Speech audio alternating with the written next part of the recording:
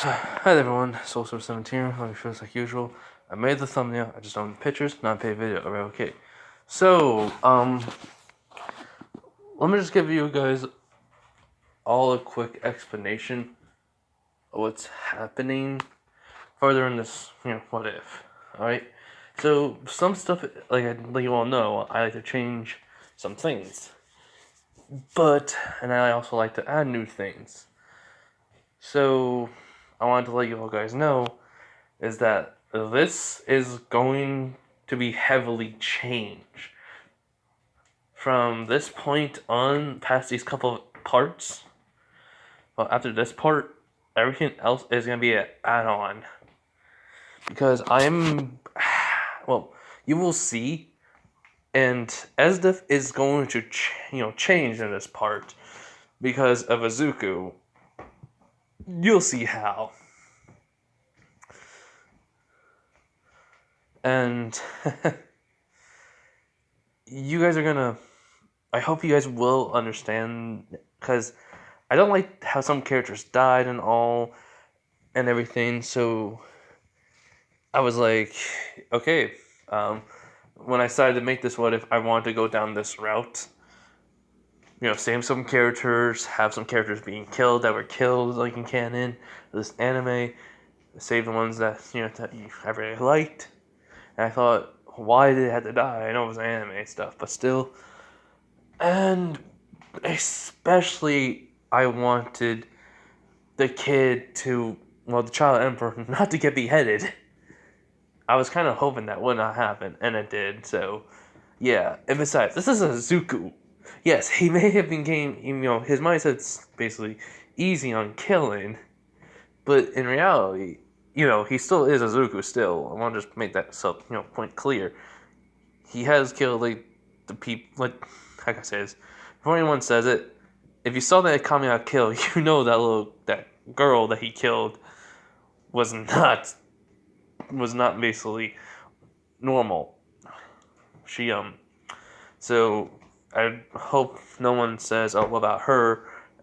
Why would you want to say this? Because he's basically the kid, in my perspective from My Hero Academia. He's like Shigaraki, a pawn. He's being used. That's why I want Izuku to try to save him. And hopefully from my way, it'll make sense on how he will. So, enough of me talking, let's just get into the video. Alright? Okay. So, this is what if Deku... what if Deku was isekai, part 4. So, last time we left off is Deku basically killing Nayu, the guy who had the flute, basically, and he got Incursius, and Bulat is, well, basically gonna go unconscious in a couple of hours, in a coma, basically. So, basically he then grabbed the Imperial Arms, and then he, went to the shadows, and he's traveling back to Night Raid. So we're gonna go to when he arrives there. So, when he arrives at Night Raid, no one was there, but he landed right in the actual meeting hall. Well, yeah, right in the meeting hall, which Akami and Lobak, or Lobak, yeah, Loeb, I'm just gonna call him now. Loeb basically just got back and said they weren't attacked. Nothing happened. So they think it was, Tatsumi and Bulat. In which then, they basically see something seeping out of the shadows. Out of the ground, basically covered in shadows, and then it's Deku. It's Izuku and Bulat with Deku holding some Imperial Arms. All three of them. Basically, they're like, everyone is shocked to see him like this, because Bulat is, hurt, and, has, scratches on him and stuff. So, everyone's, well, someone asked, basically, mine asked, what happened? He was like, as the, as the, as the soldiers attacked us, we were able to kill all three of them. Bullock nearly died to one of them having poison in his bloodstream, but Leviathan saved him. He's alright for now. He's conscious. But it did take a while to get here. We had to get to his room before, well, he goes unconscious and going to be in a coma for quite a bit. Which everyone is shocked to hear this, as Bullock goes like, you should have seen Izuku.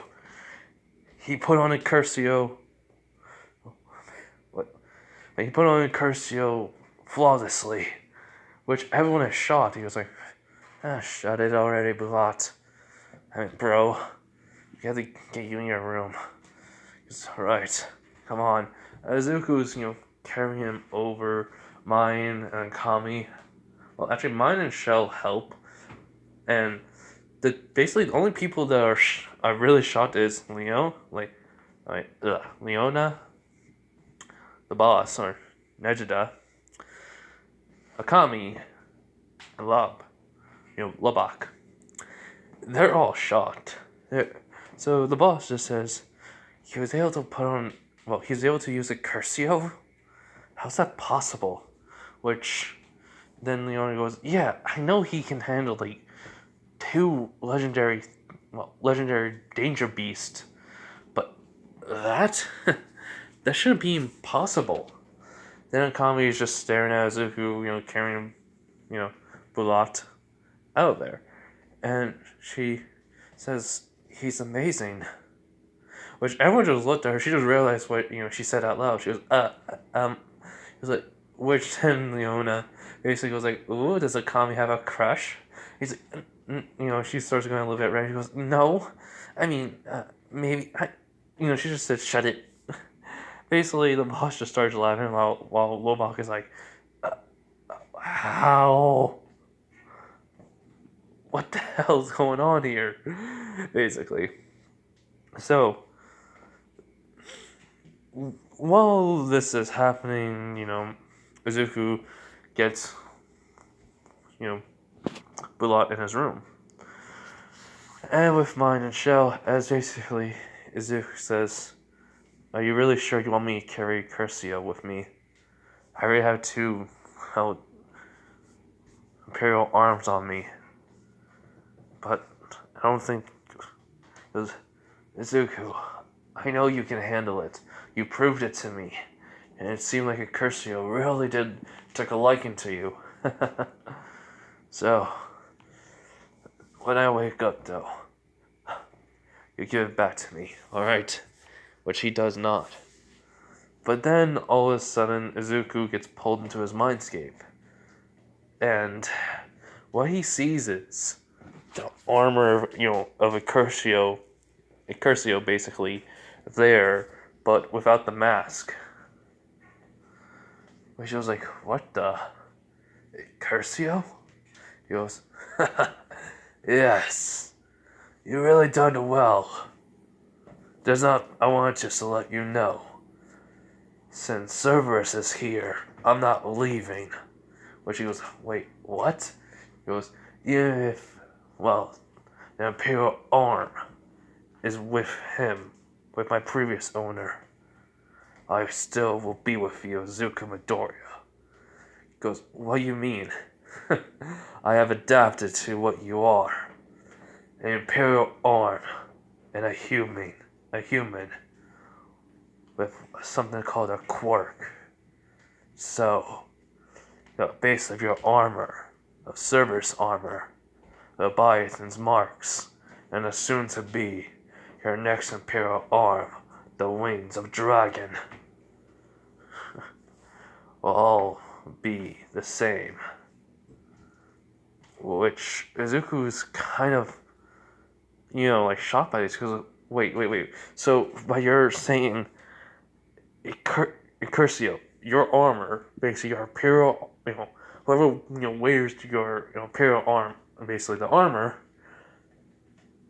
there'll be two different versions. One is just me having basically Dragon, Leviathan, and Cerberus's powers and abilities activated along with the look of the armor from you, which basically he nods. He goes, "So I will always be with you." I just want to let you know that. As in, he basically makes Izuku go back into reality, which mine is saying, Izuku, and he goes, sorry, just Curcio taught to me, which that shocks everyone. And he basically Bullock was like, "What do you mean?" He goes, "It seems like the soul of the of the danger beast of Curcio is still living." This is kind of amazing.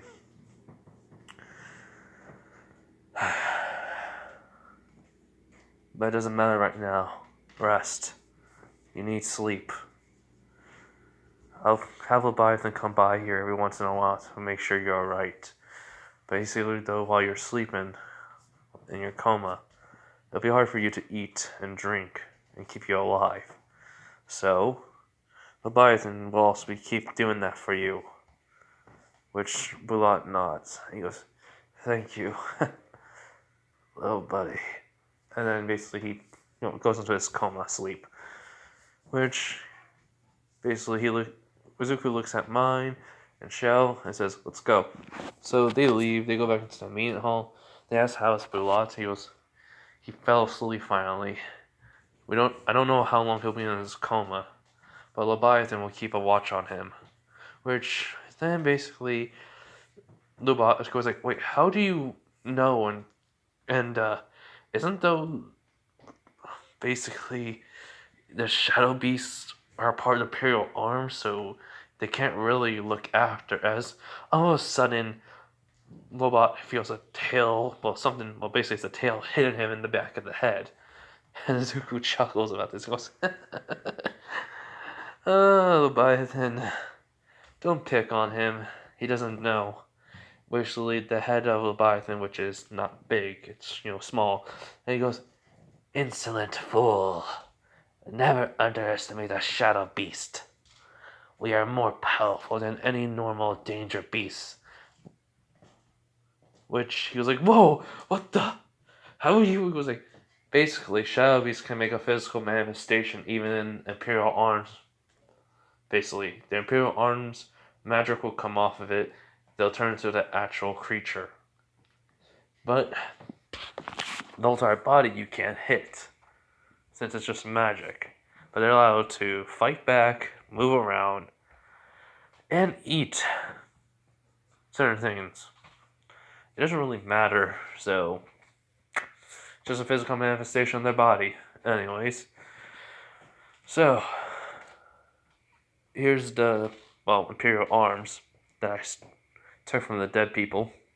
As then basically they just are shown, coming out of the ground and basically just is in the air by basically being held by strings, basically a black whip in general. As the boss is like, "Impressive." "Alright then." She basically goes up and takes them. He goes, "Alright, everyone take a rest. We'll be talking in the morning." So, yeah, after that, they kind of do talk in the morning, but then Babak, Izuku start training.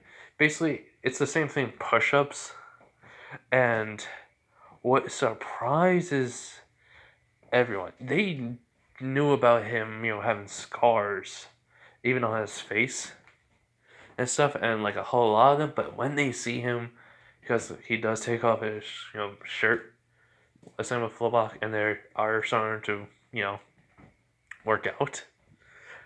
It is shocking on how much scars he has, and basically he asked for someone to grab a boulder and put it on his back so he can start doing push-ups, and they do get one for him, a big one, as he's doing push-ups. As Lovok's like, "Holy shit, I didn't know this guy had this many scars. Damn, what he's been through."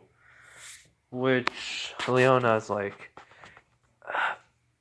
wow, that really is a lot. A lot more than Akami. Well, she didn't explain it much. Besides scars, but this much? Which Akami's, not used to because she only saw it once. But still, it's, she's still worried. Mine and Shell are just wondering how the hell he's even alive. And, well, when the boss comes out, and, Najab, uh, Na, Najda, comes by, faces the boss, she sees it, and she goes, yep, Akami did not explain this much. But, did not explain how many scars he has, and this is a lot more just for a 16 to 15-year-old kid. Anyways, so, just want to point that out, he's still 16, 15, so, so basically, she does say, alright, everyone, I'm gonna be going out.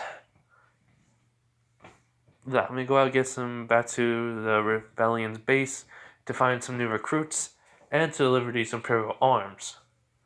Which basically they're nodding while Izuku's just doing push ups, and he just says, alright, see you when you get back, boss.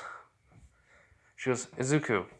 Basically, he does use Black Whip just to get the rock or the boulder off of him and puts it down, and then he gets up. He goes, yeah? Take it easy. He goes, huh? You're working yourself a lot. I can tell that. And, well, I don't know if those are recent or. He goes, no, these are all old. If you're wondering about that, it's fine. I'm perfectly fine. Nothing's hurt. She goes, alright. So, basically, well, just some stuff like what will happen like in canon when he goes like, also, what about the axe? Can you even use it? She goes, oh no, but I still lug it around. As then she holds it up in the air and he's like, huh, badass. She goes, thank you. And so, she leaves and stuff. So basically, after the little scene, we would have gone to Esdef at the graves. She says exactly the same thing as canon. But we're not here for that. Really, we're mostly focusing on Izuku and Night Raid. But if you want to know what she does, does and everything about, Kuromi and the other. Basically, what I know from the team, it's called something else, but it has a J in it. So, hold on.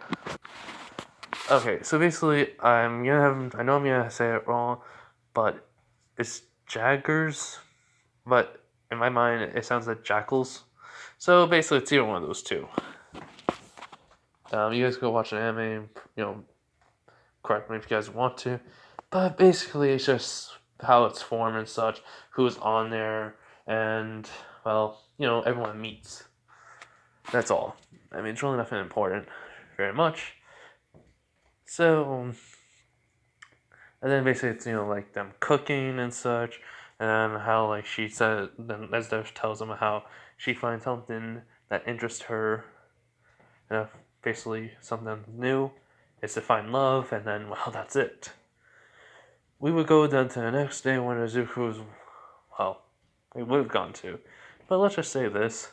Back in, Night Raid, during this time, which Esdef and everything, her team of Imperial Arms were being, meet and, getting to know each other, Izuku has been training. He's been training in hand-to-hand combat in a fighting style. And which, though, he is also using just his no Imperial Arms in it, which, well, it's pretty impressive. Mine, can't even believe it, but he's fighting only Leone. Basically, he's fighting her with no Imperial arm while she's in it, and, well, by the looks of it, he's basically just, basically holding his own. He is strong enough, but he's trying to not hurt her, because he knows a strike from him could actually kill someone. because he has done it with just no, Imperial Arm or One for All activated. He's trying to get a regulation of his strength to make sure. So yeah.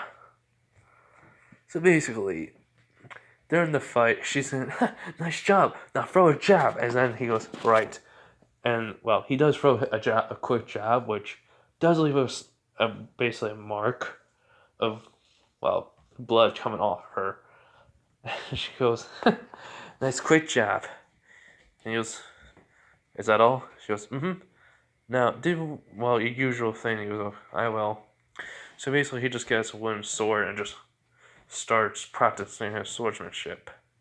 When Leone goes to her, to Shell, mine, they're like, "So how is he?" And she goes, "He's quick on the pickup." His analyzing someone, it's creepy. She goes, "What do you mean?" He's like, "It's so quick." I don't know what we all know what he's been through, but when we saw it through his eyes, but we don't know the actual thing he's been. Especially, someone told him to go, kill himself. How is he able? He doesn't smile much. When he does, it looks genuine, but also forced a little bit. In which the two girls nod. A comment comes over and goes, "I noticed that too." Why don't we ever ask him that? In which everyone just shrugs and they say personal. So she does nod to that. So basically, though she sees Izuku's swordsmanship skills, proven very quickly, actually. You see, Leviathan and Cerberus are also giving him pointers, in which, Leviathan was only gloves, which, his past user also used a spear and a sword whenever he could, find something on a battlefield. It didn't matter because they didn't want to rely on Imperial arms all the time. So yeah. Anyways, give me a minute. Fire. Gotta keep going. So yeah, basically. So what happens after that? Akami does, go to him as Izuku swings as he swings so fast that he basically does stop near Akami's face, which goes, "Oh shit." And, Akami was shot down fast as Zuko was swinging. Because just the wind pressure alone did leave another, nick. Left a nick on her face. But she noticed it.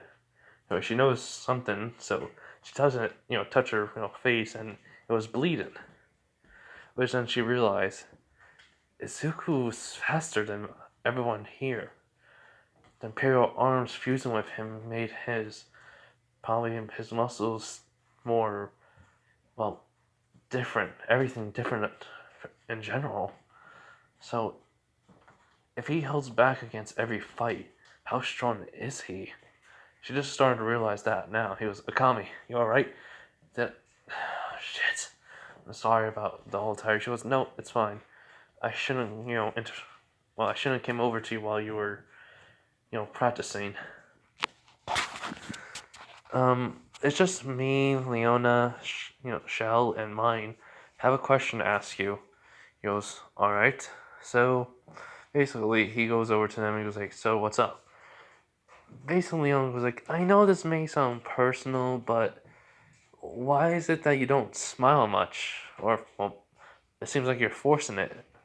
He was like, "Oh, well, um, I didn't lose the ability to. I didn't go depressed, and I didn't want to smile. I kind of can't." He was like, "Huh?" He was like, "Oh, it's hard to explain, but it, this is what I found out from when I basically was talking to some people I know, some other people who watch anime. They were just telling my friends were just telling me some stuff, and then one was like, "Hey, did you know this about Deku? Like in the current manga, the reason why he looks so done with everything, and he doesn't smile much." So basically, this is what what I just know from him. So if that's wrong, please let me know. But anyways, so he goes like, I kind of numb. My face is mostly numb, and it's hard for me to smile. I can do it on occasions, but I kind of need to force myself to a little. So yeah, sorry if it's creepy. They're like, no, no, no, no, no, no, that's fine, it's fine, it's fine. But can't you, couldn't Cerberus fix that along with Leviathan? Basically, mine says it goes like, well, Cerberus did, fix my anything that was torn and then improved on it, going back to its original state but stronger. So I guess I still feel it. I just don't feel I still sorry, my words are getting messed up. He goes like, I do feel myself smiling, but it feels like it's also like I'm forcing it to still, so because I'm not used to it. So it's still taking a while. Which is like, oh, okay, that's fine. He goes, but I probably have been smiling for real though. So if you guys need anything, just let me know. Alright? Which they all nod. Nezuko goes back to his training. Which I mean, like, Maya was like, sheesh, he's been through a lot. Which all the girls nod. So now we go to the next day, and, well, we'll just go to the scene where Zuko is in front of basically, I guess, antique or bookstore, which Lobach, Lobach has. Basically, it's their hideout. And he goes, huh, nice secret hideout. He was like, yep, made her myself. And he was like, police probably didn't, had some help, one way or another. So then, well, they go down to it. Leona is like, welcome to our secret Imperial, secret hideout in the Imperial. In the capital, not Imperial. And he's like, well, speak loud enough, everyone's gonna know. But whatever. So when they sit down, they're like, he goes, anyways, what can we do here? What we need to find out? Because Akami told us to at least find some information. He goes, alright. Basically, we need to find out information on this new team of jackals. Or jaggals, whatever. Which Leo was like, yeah. And he was like, well, why is everyone talking about them anyways? And then Lobach says, because of Esdef, she's pretty big around here. And he was like, how big? And the reason why? Which then they tell him the story on Esdef on how the boss knows her. And he was like, sheesh. She sounds like one dangerous person. Huh. She probably has like a lot of blood on her hands. I think he basically remembers how she looks and such. He was like, but still, why always the hot? Why is always the cute ones? Which he was like, wait, what do you mean cute? You're like, sorry, sis. Well, I don't know. It just sounded like it was needed to be said. Or do you want him to say it? As basically just points to Lobach, and she goes, no, you. And he goes, hey! He goes, yeah, anyways. If only there was a way for me to get close to her, or at least, I don't know. As then Lobach was like, well, there's a tournament happening. You can get, money, which technically you do need. Some of it. And he's like, that is true. I'm running low on cash. Anyways, do you have a flyer or something? He goes, yeah, here. He sees it, he was like, alright, looks like I'm joining. Basically, there was that scene with the minister and the child, the child emperor, basically the kid emperor, or whatever. And, well, they just talk about Esdef's requirements. Basically being young, strong, been out in the wilderness and basically have a pure, innocent smile. You know, those. So, I mean, if you really think about it, Zuko kind of has at least 3 out of 4 of them. So, anyways, though, continuing on. So, well, what happens is the whole entire fight in the you know arena is being commenced as we have Wave basically announcing the winner of the fight was Nobunaga. And I should have really listened to the other guys saying that Izuku would fight. Okay, so basically, as his next fight's gonna be Calby the Butcher, basically, as Wave announces, and then his opponent Izuku, basically, well, he's having the whole entire like jacket on, but he's not wearing his how can I say this? Izuku's not wearing his actual like vest, white shirt, black pants, and black sneakers. I mean, not black sneakers, black shoes. He's basically wearing a white shirt, well, pants, which is black, boots, and basically the same jacket what Tatsumi wears as the hood on. And, well, being a blacksmith. If you're wondering why, yeah, I forgot. I keep on forgetting to mention Izuku kind of learns some stuff to do. Like, basically, he learns how to learn like some blacksmithing, or at least creating. So, well, basically from Lobach, he's been learning from. So it kind of came in handy if he just says blacksmith. So basically, they say Zuko the blacksmith, and he's thinking to himself, just because I can create, well, basically make a few trinkets and make a knife secret, doesn't mean shit. I'm not really a blacksmith, but hey, it's better than nothing. In which everyone agrees. So, what happens is that Esdef is in her seat along with talking to Run or Rune. I think it's Rune. Talking to Rune. As he goes, this next fight seemed interesting. The boy there seems to be, well, tall, but not by that much. Because of, well, I can tell Zuku's shouldn't be that tall. It kind of, I mean, I did say he did go through something that made him taller by 6 inches. And I'm just going to say, out of perceptiveness, his skeletal structure does fit for his build, but just want to say that, add a little thing. But anyways, he goes, but his opponent, Kill Bill, seems to be a lot more stronger than him. Whereas Esdef was like, I don't know. This Zuko, he reminds me of him. Basically, though, she can only see from the side. She doesn't see his eyes yet. So when Kill says, I'm gonna kill you, basically, that was a second degree in the martial arts, whatever he was doing, like school, before they kicked him out. Zuko's just walking, circling a little bit. He's like, so what? You ain't gonna do shit to me. I'll end this in, one attack. And when he gets to where Esdef is, he sees a good look at her. He's like, there she is. Then her eyes widen. She was like, she does get up a little bit.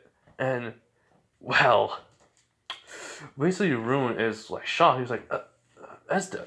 I mean, basically he goes, Esdef, he goes, and then she sits down and she, seeing this. He goes, the victor's decided. Kilbo will never, ever lay a finger on him. Which Rune's shocked and he goes, how do you... I already seen him in action. Let's see how good he is now. Which then, when it says begin, Kilbo runs at him, throws a punch, and Zuko just dodges it. He's like, come on. What's wrong? I know people can hit hard, faster than you.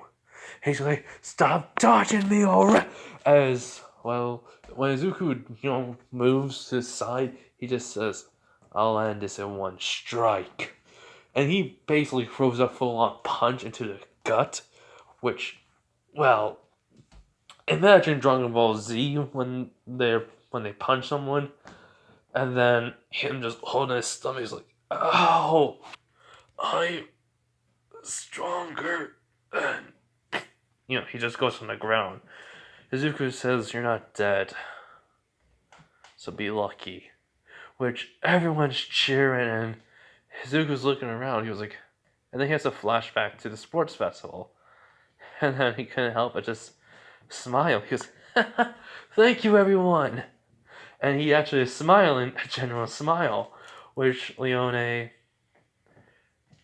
sees, and well, Akami's not there, but she's hiding herself, and she's even seeing it, which I want to say Kurome is also there, and she's shocked by, well, how could he be so serious and not even going to a smile, which, Akami's blushing. Lobak is like, huh, she's like a general smile. Then he looks over, at Leone, and he goes, Leone, are you? And he goes like, come on, please, don't tell me she's liking him. And well, basically, as Def just blushes when he does, when he's smiling, and then she gets up and grins and goes like, who knew he'll be the one? She gets, she started walking down as Zuko looks towards her, and he was like, huh, why is she coming down? When she gets there to their, arena, she goes, well then, it looks like we meet again, eh? She was like, yeah, never got your name. She goes, never got your name either. He goes, well, until today, right? She nods. He goes, well then, Izuku, I'd like to give you your award. He's like, but basically he holds up his hand. He's like, but can it, well, first tell me your name? She goes, alright, my name is General Esdef. It's a pleasure to meet you. He goes, likewise. As he is using his eyes, basically of Cerberus, and he can see the bloodshed, but he, basically sees the blood on her hands, and along with, what she's really like, it's just basically her being her. And she's just true to herself. He was like, huh, alright. But Cerberus goes, I never met an interesting woman before. He's like, you mean human woman? He goes, yes. Usually they're not. Everyone has a secret side, but she doesn't hide it. Interesting. He goes, I can agree with you on that one. So, basically, she basically saying, here, let me give you a reward. And then basically she puts, the collar on him. And he's like, this is new. But then he basically says, yeah, I'm not into your kinks. She was like, kinks? He's like, he raised up an eyebrow. He's like, collar. She goes, oh, no. That's just for you to come with me. As basically she just leave him alone.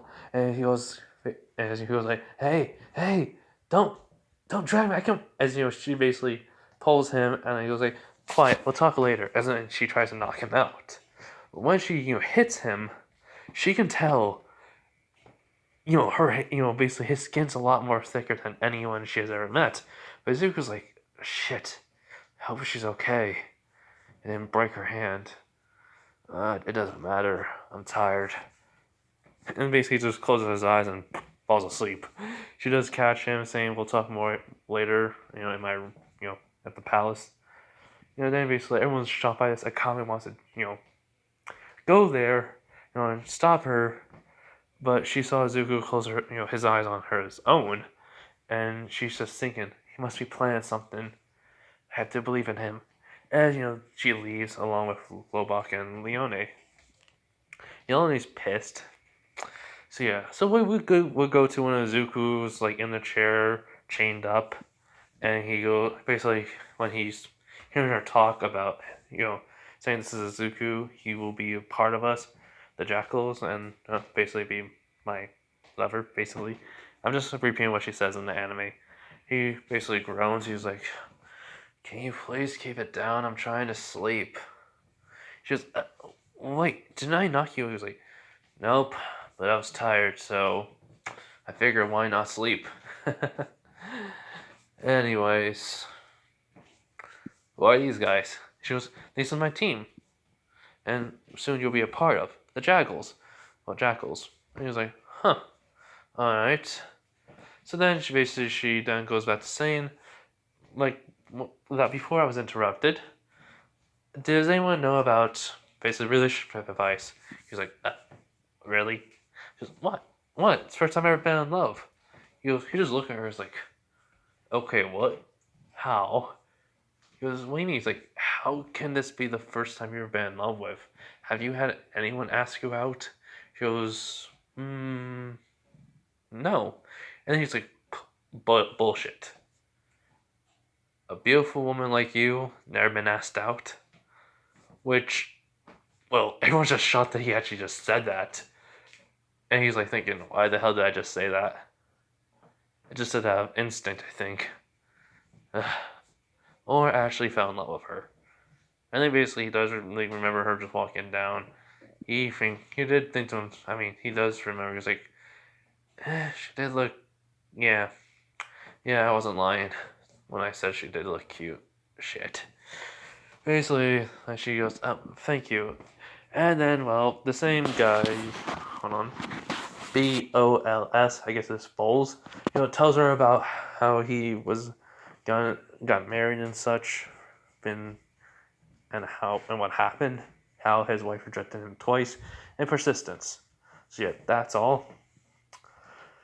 Now basically he was like, anyways, can I please get these off of me? Doubters would look at him, including Esdev, and he was like, huh? He was like, the chains. Can I get them off of me? She's like, I think Kromi's like,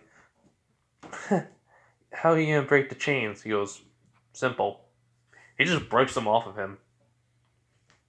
And then he basically does take off like the chain around the collar and such and rip off the part for the metal where there should be a chain there. He rips that off too. He was like, keeping the collar. Like the look. Making it something else, though.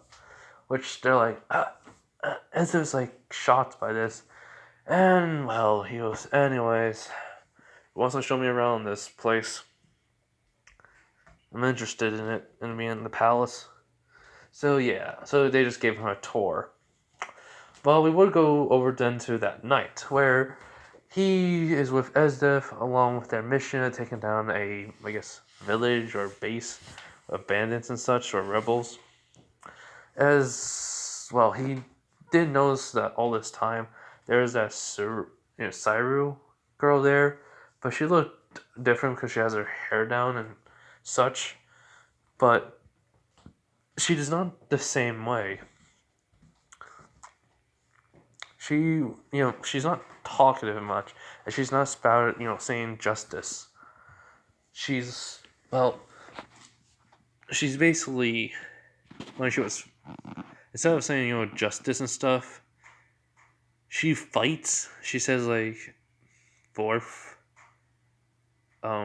stage or something. I forget what she would call them, but she does not say, like, canon of justice. She was, basically just cannon and then fires. So yeah, that's it. That's all that happens. Everything from that will go the same. Even like, well, as the holding Zuko's hand. As in, he's not, leaving like, wants to leave like Tatsumi. He's using this to get more information and to find out more about Esdeath. Because he thinks he can change her, to his side. Or at least just his side, not the rebellion. So, yeah. So basically, while they're fighting off, she's talking to him. She goes, Izuku, before I talked to my team, I tried to find out any information on you. But she goes, shit. And there seems to be none. I want to talk to you later about that. He was like, crap. I knew this may happen. I should have made some... Oh, I did make fake documents about me being a blacksmith. Or at least had someone to help me out with. But me just appearing out of nowhere. really does bring up a problem. So, basically, Izuku did watch the whole entire fight, and then he basically just stands up, gets close to the edge, as was saying, "Your fighting skills are impressive, but I'll be training you myself. All right?" He goes, "That'll be fun, and hey, maybe you can teach me some survival skills. I got the basics down, but I never know how to like shoot a bow."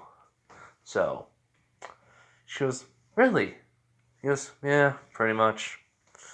She goes, "Alright, I'll teach you." He goes, "Thanks." So, well, nothing really. I mean, basically, when he gets back to the capital and gets into her room, she's doing what she does before, like in the anime, before getting to sleep, while Zuko is just laying there on the bed, just thinking, how do I, what do I ask her? What do I even say? I had to get back to everyone, but I can't leave while she's here.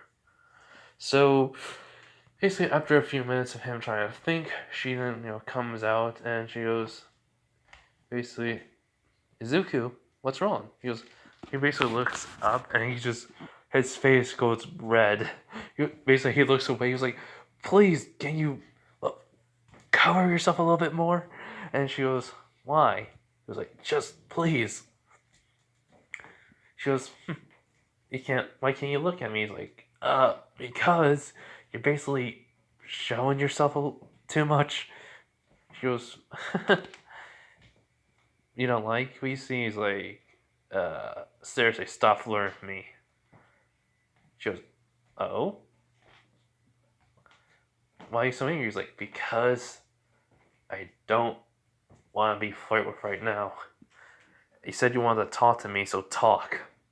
She goes, she's thinking, wow, his temper is short.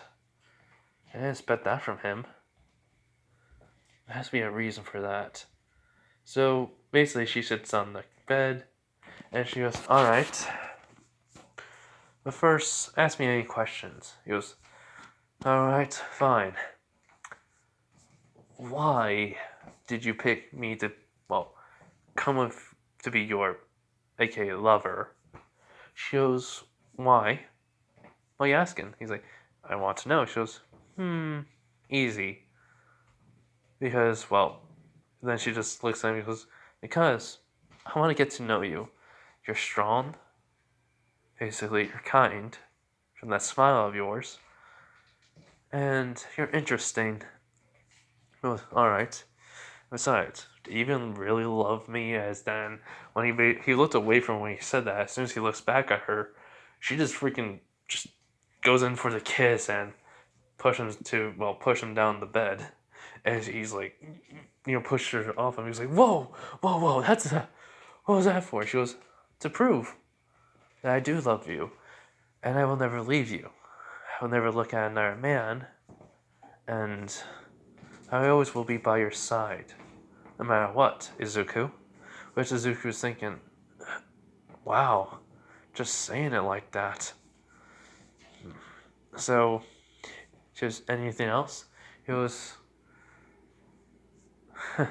simple. What would you do if, well, one of your men was a part of Night Raid? Was she then, like, from her kind, blushing expression, then to get all serious and cold?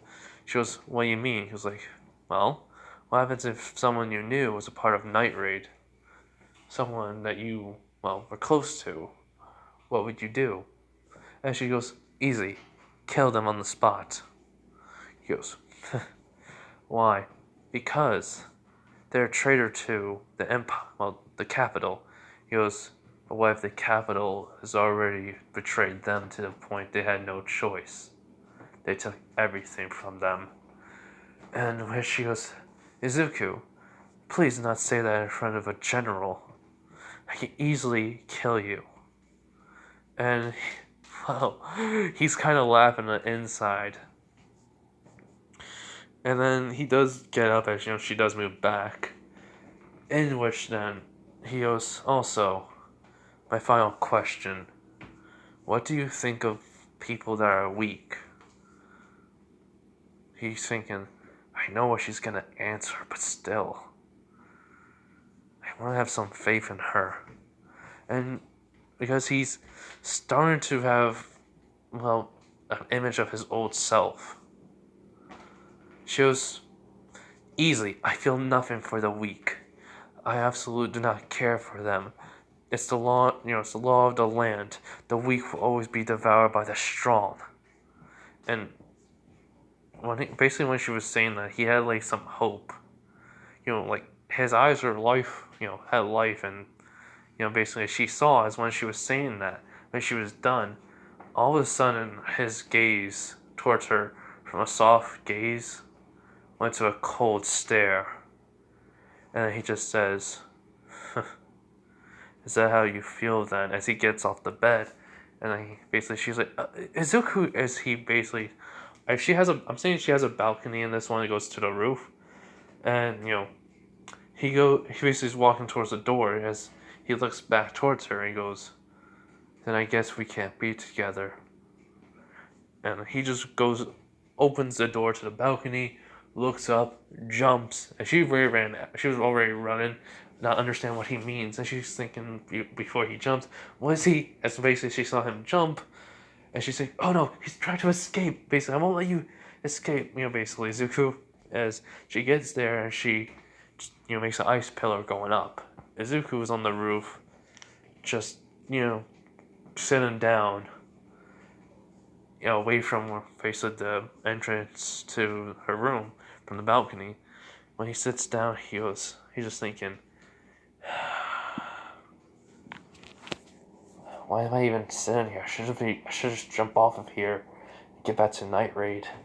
As then all of a sudden he starts hearing voices, which is not the Cerberus or Leviathan or the past users. It's voices from his past, his middle school year, middle school people. And it's basically like, oh, look at the useless Deku. He's like, oh, look, he's gonna cry, basically, a girl is saying. And then Baku's like, what's wrong, Deku? Can't handle a few explosions? And then he just hears some stuff saying, Kachan, please, stop, it hurts. And then he's like, you're just useless, Deku. You deserve to be underneath my foot. Compared to me, you're nothing more than a worthless piece of dirt that doesn't deserve, basically, to even try to become a hero. I'm just, because we don't know much, but we know, we don't know much of the story if he ever said this stuff. I'm just add in. It basically from the way he acted in middle school and how he acted a little bit, it kind of seems like it, because he acted like he was such a big shot. So I would think then Izuku then would see past Bakugo, as then he goes like, if you want a quirk in your next life, basically take a swine dive. As well, Izuku was saying, like, mumbling to himself, which as Def, seeing him just sit down, and then clutching his head as she just hears him saying, I'm not useless, I'm not useless, I'm not useless. As then when Bakugo says, take a swine dive, he goes, as all of a sudden his eyes, basically go wide as fire comes off him. He goes, shut up! Basically, imagine he just yells that as fire erupts from him. As this sees this, as he legit is basically, imagine how Toya, let out fire off of him, as immediately just runs towards him and hugs him, and activates, her, basically her power to freeze in her imperial arms, as then he just realizes what he's doing and just cuts off the flames. As he basically realized as Def was hugging him, he was like, well, basically Leviathan and Cerberus were trying to call out his name. He did hear them, but he feels as Def is hugging him. As basically he just moves, like turns around so quickly, and he goes like, Def, are you? He basically knows she's not burnt, burned at all. Probably just a little first red from her skin. As It's she does cry. She goes, Izuku, what? Like, I know this ain't her, but she just saw him go up in flames. Yeah, technically, as if I know how she is in canon, how Tatsumi died, but he died because he died in battle. But I think he just went up in flames. Something must have happened. Like something's off. As immediately she just sees him take off his jacket, puts it around her because her shirt is is burning a little. Hold on. Okay, I'm back. So I just put wood in the fire. So, anyways, as she was like, "Why did you?" And his, he's looking away. His face is red. He's like, "Your shirt was burnt a little," and she, well, I saw them. I'm sorry. And she just chuckles. Basically, she goes, "It's fine. Now tell me what." He goes, "Before you finish that, I'll tell you. Let's get inside. Just basically have your shirt on. So come on." So they basically get down. They go to her ice pillow that she made, and then she brings it down. They get inside, and they sit back on the bed. And she goes, "All right, Izuku, explain yourself. How did you go on fire? Why did you call yourself useless?" And then he just says, "Would you believe me if I told you I'm from somewhere where Imperial arms don't exist? The way this world is doesn't exist." As basically she was, "Huh?" Which he does, well, say to Cerberus, "Is there something you can crave from me?" He goes, "Anything, Izuku. Leviathan will gladly help." As Leviathan says, "Yes, I will." He's like, "Good. Make a hall of memories, where Esdeath can feel and see through my eyes. See through my eyes and feel my pain." Which they both say, "Of course, we will," basically. So it just takes a matter of seconds, and they say, "We're done." So, as Izuku was quiet for a few minutes, and he goes, "All right, what's about to happen? Do not freak out. You're safe. You're basically going to be pulled somewhere that's... You'll basically see what I mean." And so, all of a sudden, shadows start to surround the room, as if like wondering, what's going on? As all of a sudden, they're in a hall, basically. She doesn't know how they got there, as, as Izuku basically they're just standing. He was like, "This is in my mind. The Hall of Memories, I call it. I had some help making it. Well, not me, but I had some friends made it for me." She goes, "Wait, what?" Instead of explaining my past, and why I went up in flames, you can learn about my past, and where I come from, what's happened to me, and why I said we couldn't be together then. But I must warn you, this is your only chance to know anything about me. If you say no to this, I will leave, and you'll never see me again as death." Which her eyes are widening, because he's being 100% serious. And she goes, "Is there any catch?" He goes, "You'll be seeing through my eyes, feeling my emotions, my pain, what I've been through. So, do you accept?" As she nods, because she wants to know who Zuko is. So, he goes, "Good. This will take a little while. It'll be a few minutes, but to you, it'll feel like an eternity. So, good luck." As Death then, goes to...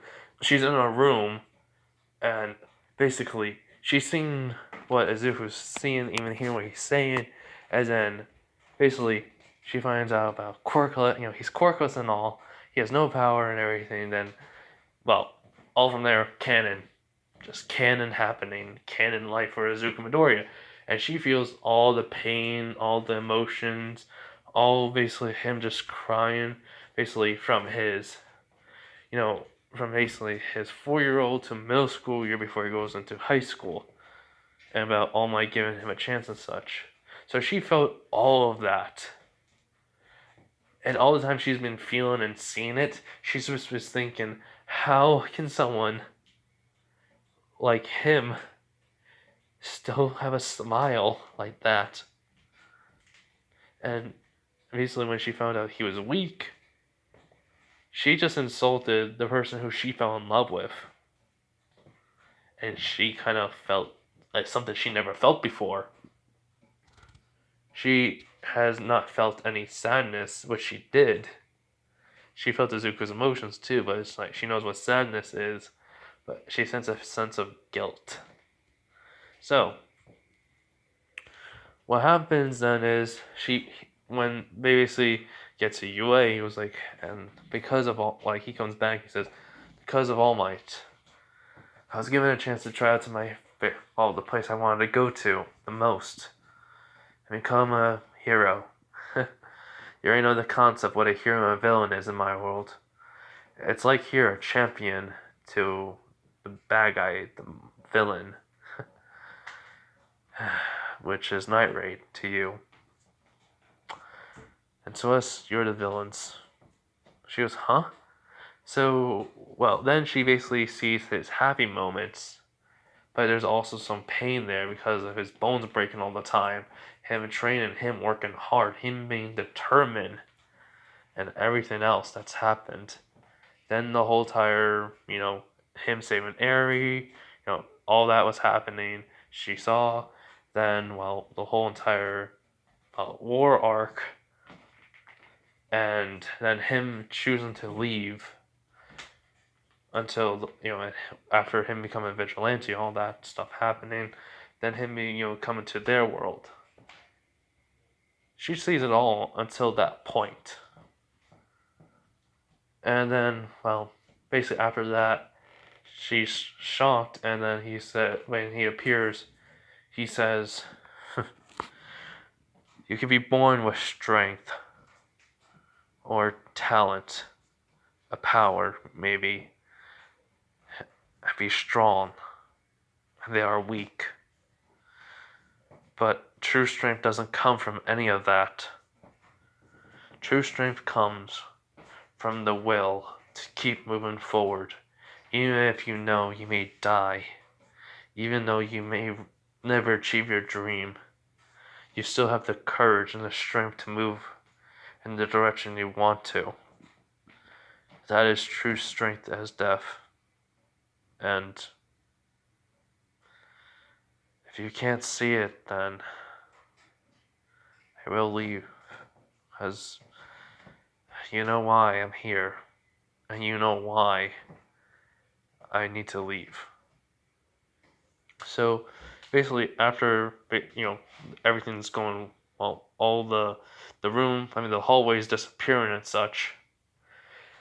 They're basically on the bed, and he's just looking down at the ground. He's just waiting for her just to try to come kill him or something. But instead, she hugs him. And she does for the first time ever. Well, she has cried because of, basically, but first time ever actually crying. And she does apologize. But she's shocked by this. And he does slowly hug her, basically. And she does this for a few minutes, and then she does stop. She goes, "Are you all right?" And she goes, "Mm-hmm, I'm fine. I just I just never expected the person who I fell in love with was weak, and I insulted him." He goes, "Hey, the weak can become the strong, and then they can devour the strong. Well, the people that were stronger than him or her." Well, then the cycle continues of the strong always being devoured by the weak, or the weak being devoured by the strong. And then she goes, "So, What's what do you want from me? He goes, huh? He goes, I heard about you wanting to me to join you, not the revolution. He goes, oh, well, this is a long shot, but I want to try to save the kid, the king, the emperor. Which she goes, okay. Why? He's just being a pawn. You saw how I felt about it. It pisses me off. He's just a kid. Yet the revolution may want to chop off his head. I'm not gonna allow that. I want to try to do something at least before it gets that severe. Which, she's just seen it. She goes, so, what would happen if you had to go against a whole entire army? Would you? Just to save this one kid? As he looks at her dead in the eyes, he goes, I would. I don't care if I have to go against my team, my friends. To save a kid? I would do whatever it takes. You already saw what I would do to save Eri, which he does not. He goes, then you know what I would do to save him. Which shows I understand.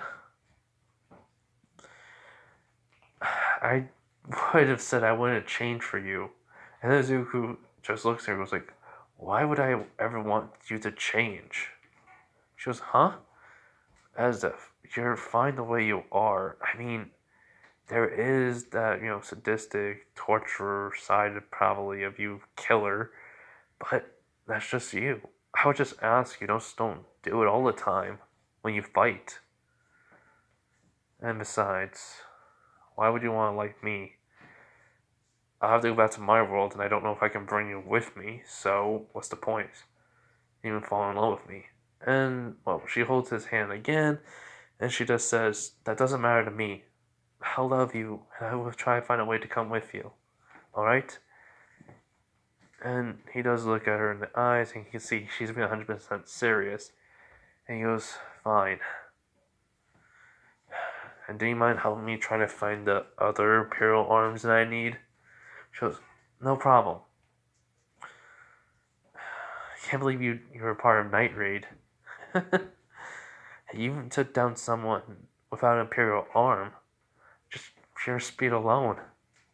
And your quirks, which are still weird to me, but, goes, yeah.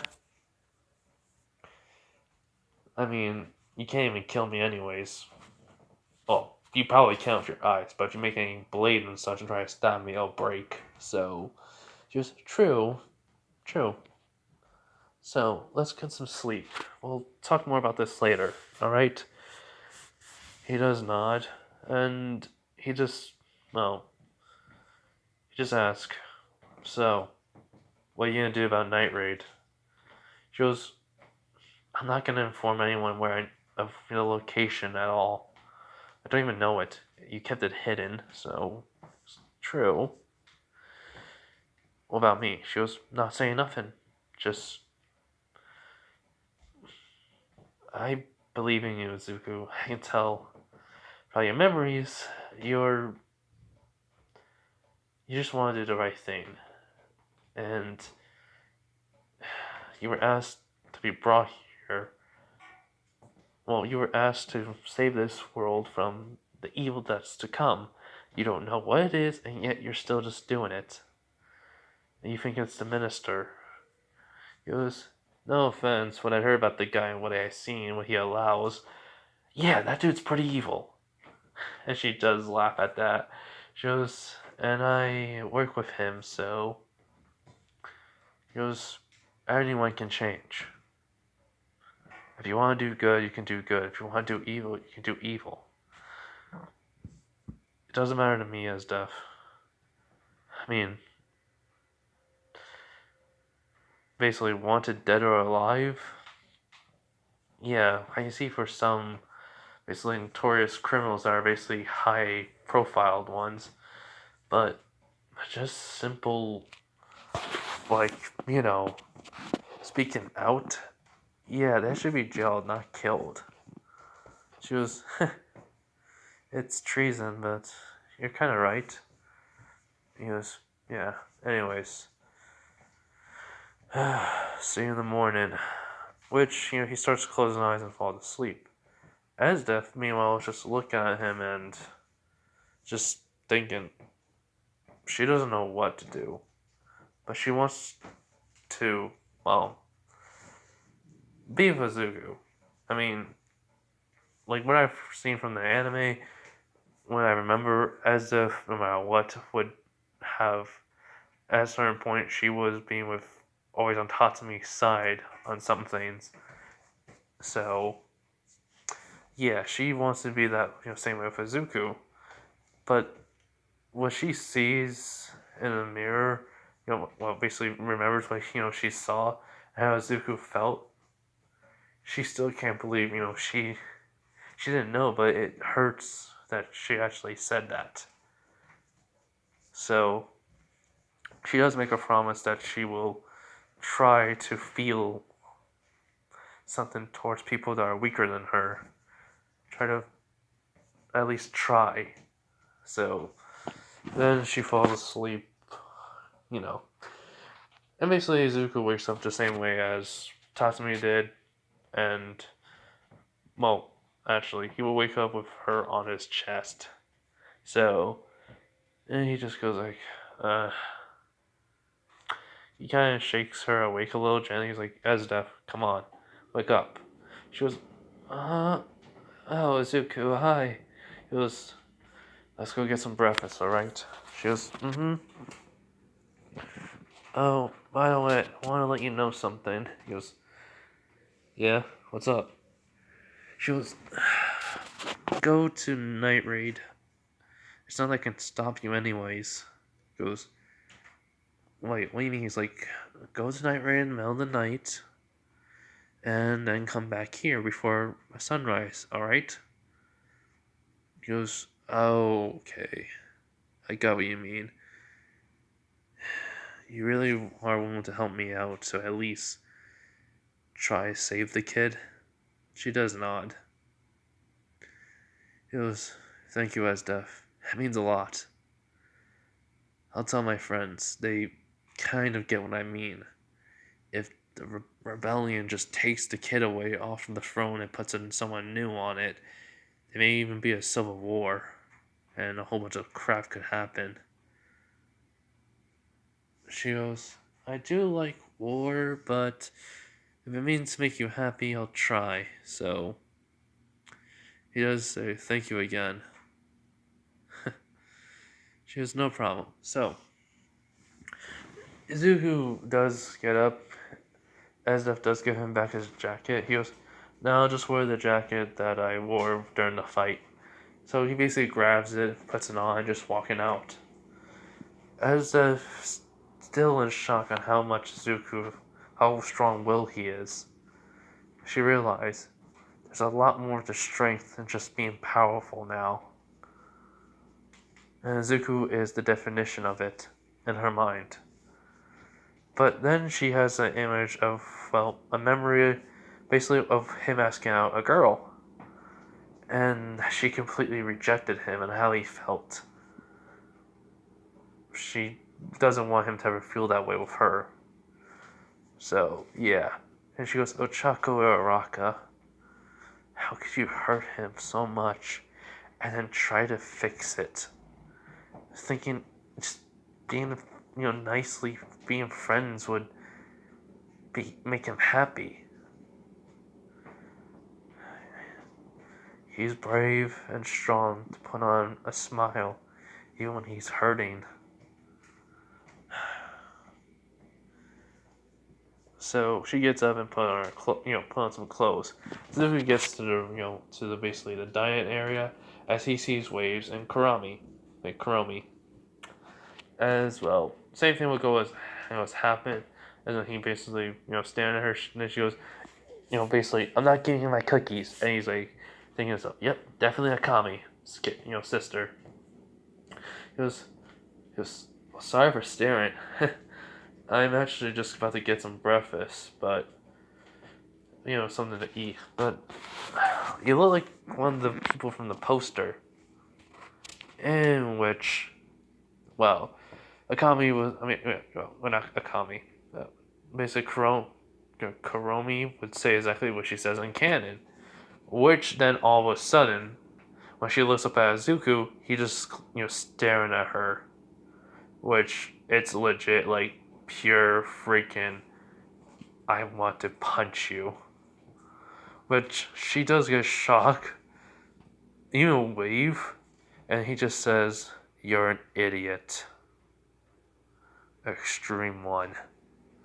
And he just walking towards the kitchen area, which she doesn't know what he means, but just that look alone kind of sends shivers down her spine.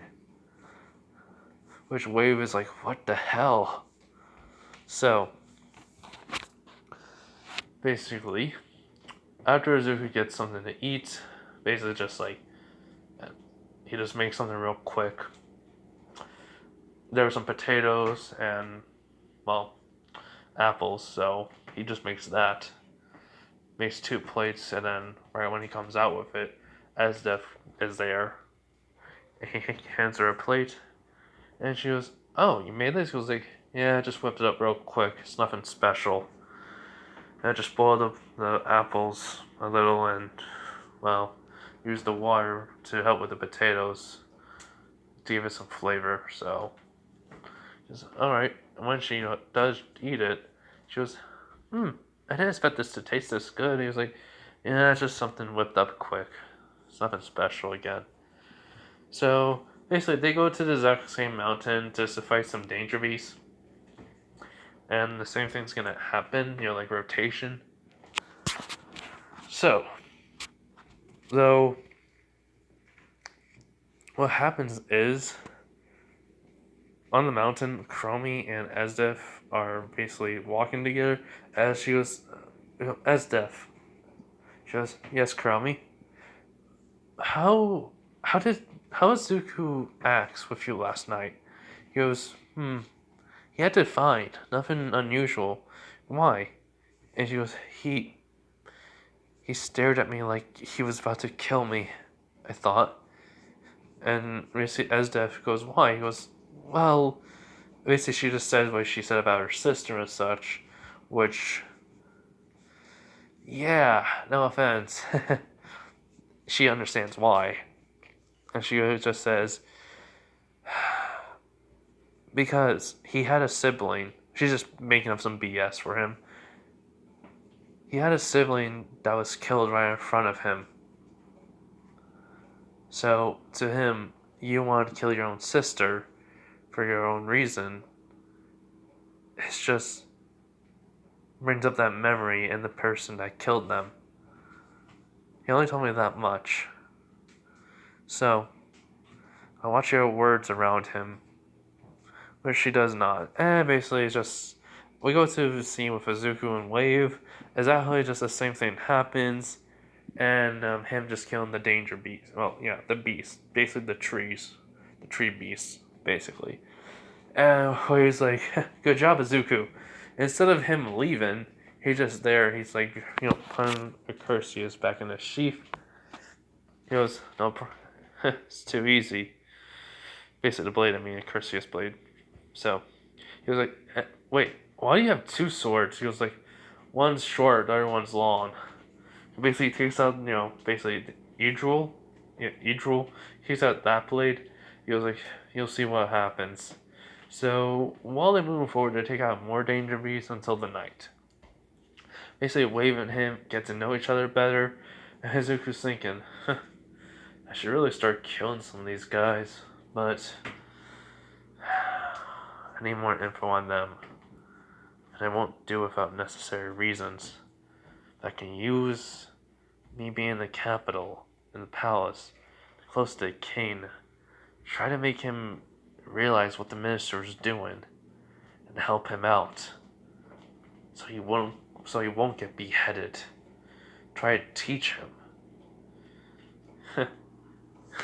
Me being a teacher. It won't be long, because the minister will try to kill me. because I'll ruin his plans. I can handle that, but I have to get my dragon imperial arm. Well, the wings of the dragon wings imperial arm beforehand. So this is gonna be quite difficult. Quite difficult, indeed, but fun. So basically, that's what he was thinking all the time. He was with Wave, and then basically that night, which he's sleeping in the tent with Esdev, and she does hug him. He's saying such a good job he did with Wave told her. So he was like, yeah, yeah. He goes back, and then she goes, go. I'll be waiting. He goes, thank you again, Esdev. It means a lot. And he does kiss her on the cheek, and her face is red. And then he does say, anyways, see you in a couple of hours. He basically then just goes right into the shadows, basically. Or like I like to say, shadows, but he really just sinks into the ground and just disappears. As if just saying, he kissed me on the cheek. Progress. Yay. I don't know, I can just see her doing that a little bit, like being happy about it. So a few minutes, like basically an hour or two pass, and he gets there. He arrives. He arrives back at base, but Akami and them were watching. So yeah. So basically, when he gets there, they're like kind of shocked to see him. They all ask him like, "How did you get away from them?" He's like, away from them. He's like, "Oh yeah, I showed Esdeath my memories, my past, because she insulted weaklings, and you all know what happened to me anyway. So, and well, after that, she apologized. Which they're all shocked. He goes, and she's willing to help me out. Like, huh? Remember, I said he's just a kid. So, I'm gonna try to educate him. And as if's willing to help me. Anyways, come on, let's get inside. Because, like, Lubok's, some wires were triggered. So, they all went out and see him. So, yeah. So, basically, he tells them their imperial arms and such. And basically he then says, as if allow me to stay here for a bit. Which Akami's like, does look at him. He goes, what? He's like, I just want to see if she hurt you at all. He was like, remember, she can't. He's like, I know. As basically, well, Lubok asks, so did anything happen? He was like, yeah, had a mental breakdown, burned her shirt a little. And then he was like, wait, did you see it? And then basically, Leona hits him on the head. And he's like, we don't need to know that. And he thinks to himself, yeah, you guys don't. I have a feeling if I say anything, two of the girls here are gonna try to kill me. And then he just looks at Leone and Akami. But then Akami says about her sister and such. And Izuku says, I can try to fix it. Try and make her see from your perspective. Or I can show her what I saw. So, doesn't really matter to me. Just say the word Akami. She goes, huh? He goes, really? I'll try to change her. Her mindset, not herself. She goes, are you sure about that? He goes, I promise you I would. I'm your friend. She goes, and she does, saying, please, try and save her. He goes, I will. So, if you guys are wondering, is the mad scientist, Dr. Fashion, gonna be there? Yes. You know why? Because because because Leone was trying so hard not to go grab Izuku out of nowhere and just run away with him. Based about their night raid, so she kind of did leave a trail unknowingly. So they don't party too much. but enough to everyone passes out. Zuko doesn't. He just sleeps. So the fight, like everything would go the same in canon. The fight sequences would happen, and Zuko basically buzzes through the front entrance of Night Raid, well, front wall of Night Raid, and then there's like a whole bunch of people there. Instead of the one guy that had the scissors, hold on, Kaku, doesn't have them. He's like, hey, I'm never a Night Raid. What? Basically, Zuko's in Cursio's armor, and has Hades. Well, I mean not Hades. Has Cerberus and the lines of technically the markings of Leviathan. In which he's like, huh? Why the hell does a Cursio's armor look so weird? He was like, it's none of your business. Besides, as basically there's a sword on his back. He pulls it out, and it's still the same sword as I said. It's like the blade is like thicker, and the handle. I mean, basically, the grip is everything's exactly the same way, but a little bit more. How can I say this? There's like a lot more weight. As he goes, it doesn't matter. You're just gonna die to me, you little punk. It's like big words for such a weakling. It's like, I'm not a weakling. Basically, I can't yell because my mom is asleep. So he runs towards Izuku, and then he just slices him to the sideways slash, cut him in two, as everything's going exactly the same way. So the only thing that's gonna be a difference is, the boss will, live on a danger beast that she tamed, and then, people are basically getting numb to the poison, and Zuko's not affected by it. And Susanoo arrives. Basically, he has horns, blue hair, and he's wearing kimono with armor. And then basically has like a metal, not metal, but a like stone club, but then has blades on it. So what happens is though to the Doctor, exactly the same thing. He'll basically inject Danger Beast DNA into him, but the only difference is, Izuku's activates one for all when he basically sees that thing. He's like, what the fuck did he do to himself? As he just runs towards that. As when Dr. Fashion's about to try to eat, hold on, I don't even know her name. This, experiment he did called a woman named Mimim, M-I-M-I, so Mimim. Izuku's just like, when he's about to grab her, he notices she's not in his grasp. And Izuku has her in the, trees. And he just tells her, after he puts her down, he goes, stay here. I'll end this quickly. And when she goes, what the? Who? As he disappears again, and he's right on his hand. He was like, so, you're gonna eat your subordinates? How disgusting of you, Dr. Fashion. He's like, who are you? Wait, Cursio's armor. How do you even have that? You don't seem like you're Boat. Your voice is somewhat different. He's like, it doesn't matter.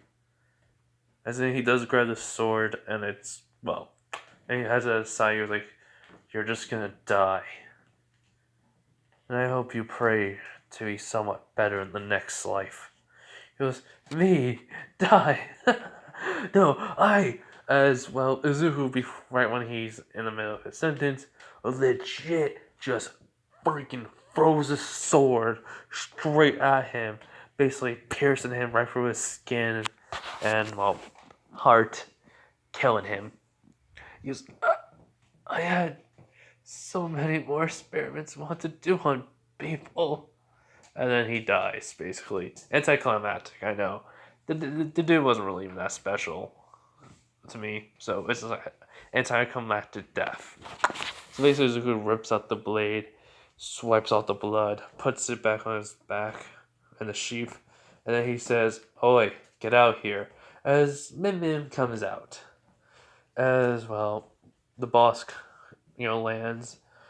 down with her danger beast, and he goes, "Nice job there, Zuko." He was like, "No problem." As then Cursio's armor deactivates, and he puts it to his side.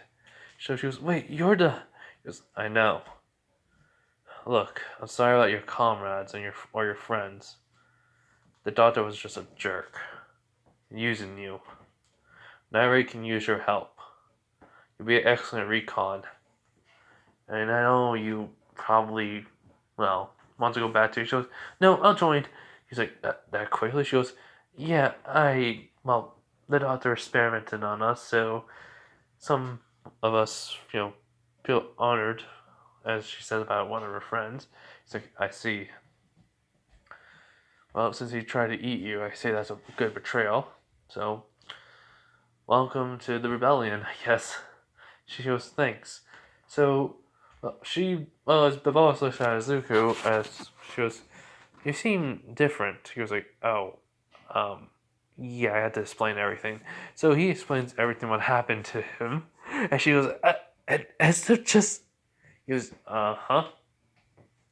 Yeah, she's willing to help me out to save the kid, basically the king." She was like, and basically he's like kind of wondering what the hell's going on.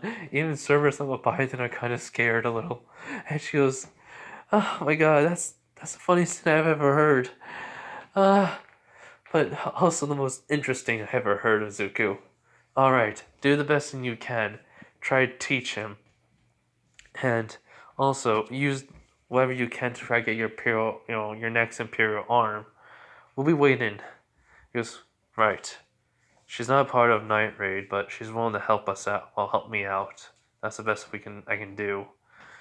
So I may even take her out on a couple of assassination missions. So I'll come back and see if there's any missions at night." She goes, "All right, we'll have something ready for you." Zuko leaves, and he gets back over to Esdef.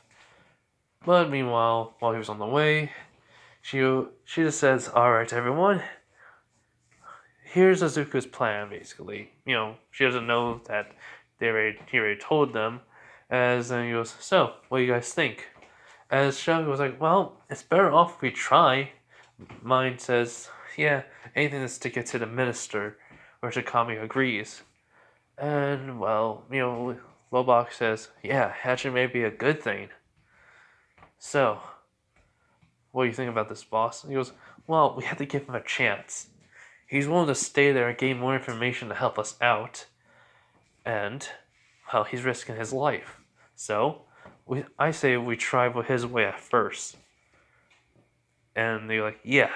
So basically, they agree to it. So Zuko gets back into the tent, and she goes, basically, Esdef was, sleeping until she heard Zuko get there, and she wakes up. She goes, "Is Zuko?" As he goes, "I'm back.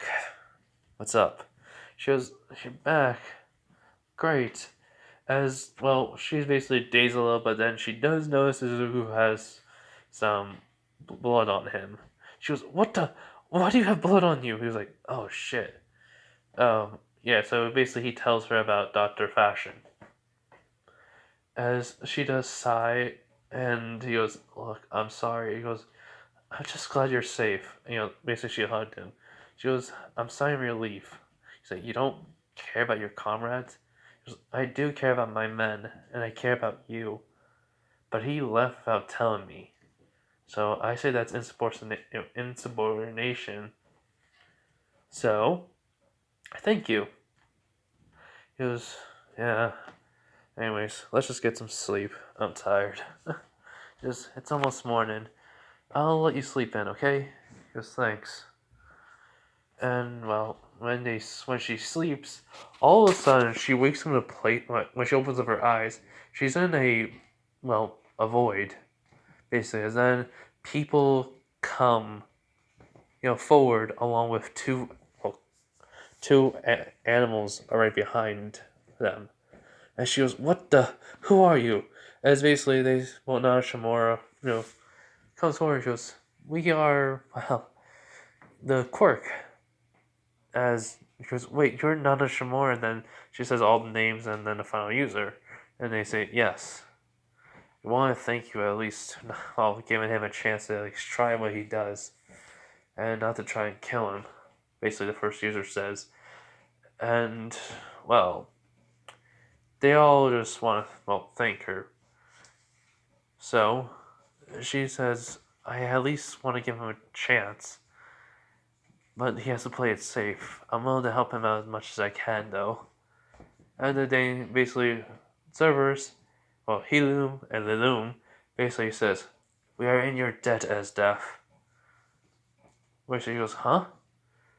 You'll basically help him find our brother, Heloom says. She goes, I will. I promised him. And basically they're saying, try and make him happy. And also, you may have some competition. And when she goes, huh? What you? As then basically they push her out of his mindscape.